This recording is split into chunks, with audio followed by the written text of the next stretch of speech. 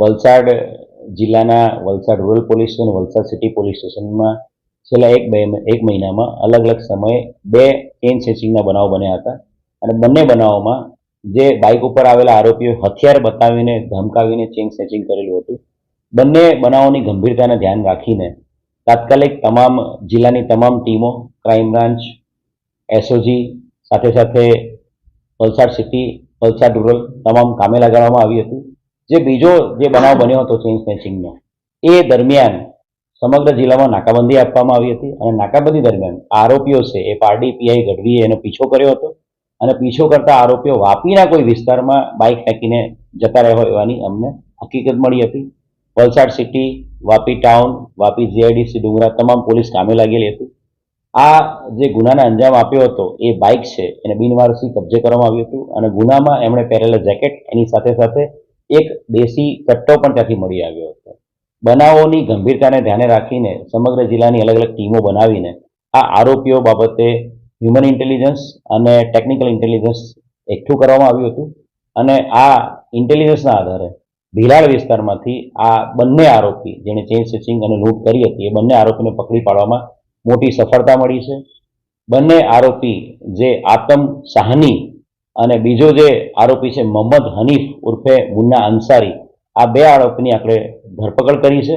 આ બંને આરોપીને પકડ્યા ત્યારે પણ એમની પાસે એક અન્ય બીજું હથિયાર દેશી કટ્ટો પકડી પાડવામાં આવ્યો છે અને બંને આરોપીઓની વિધિવત ધરપકડ કરવામાં આવી છે અને એમની જે વધુ પૂછપરછ કરી છે એની અંદર જે આ બંને આરોપીઓ છે એમના દ્વારા આ 2 જે ચેઇન સ્નેચિંગની લૂંટ કરી છે એની અંદર 2 બાઇક ચોરી કરીને આ લૂંટને અંજામ આપવામાં આવ્યો હતો.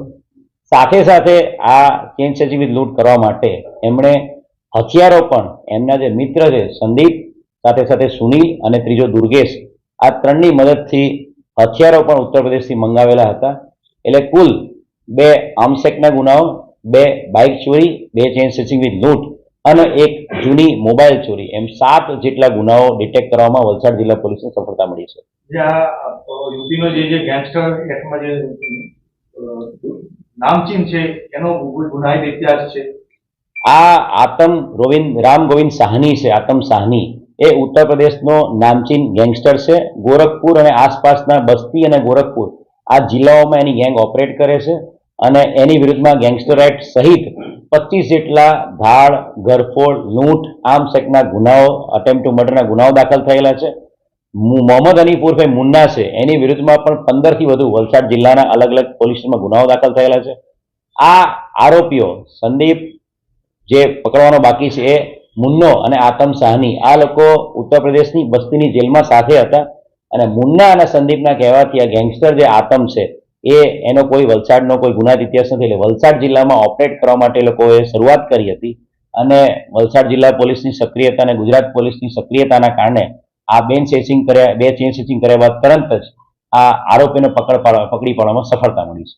જે આરોપીઓ છે એ લોકો સૌથી પહેલા એમણે હથિયાર ઉત્તર પ્રદેશથી મંગાવ્યા હતા, 2 દેશી કટ્ટા 4 રાઉન્ડ સાથે મંગાવેલા હતા. ત્યારબાદ એમણે જે એમનો મિત્ર છે દુર્ગેશ, એની રિક્ષાનો ઉપયોગ કરીને બાઇકો આઈડેન્ટિફાઈ કરતા હતા. સૌથી પહેલા એ લોકો બાઇક ચોરી કરતા હતા લોકોનું અને પછી એ ચોરીનું બાઇક છે એ અવારું જગ્યા પર મૂકી દેતા હતા અને સાંજના સમયે 7 થી 8 વાગ્યાના સમયમાં લગ્નનો સિઝન પણ છે એટલે મોટાભાગની જગ્યાઓ ઉપર લગ્નના સિઝનમાં લોકો હાર અને ચેઇન એવું પહેરીને નીકળતા હોય છે. એવા વિસ્તારો ટાર્ગેટ કરતા હતા અને એટલે જ એમણે વલસાડ સિટી રૂરલ એરિયામાં જ્યાં મહિલાઓ કે પુરુષો જે ચેઇન પહેરીને જતા હોય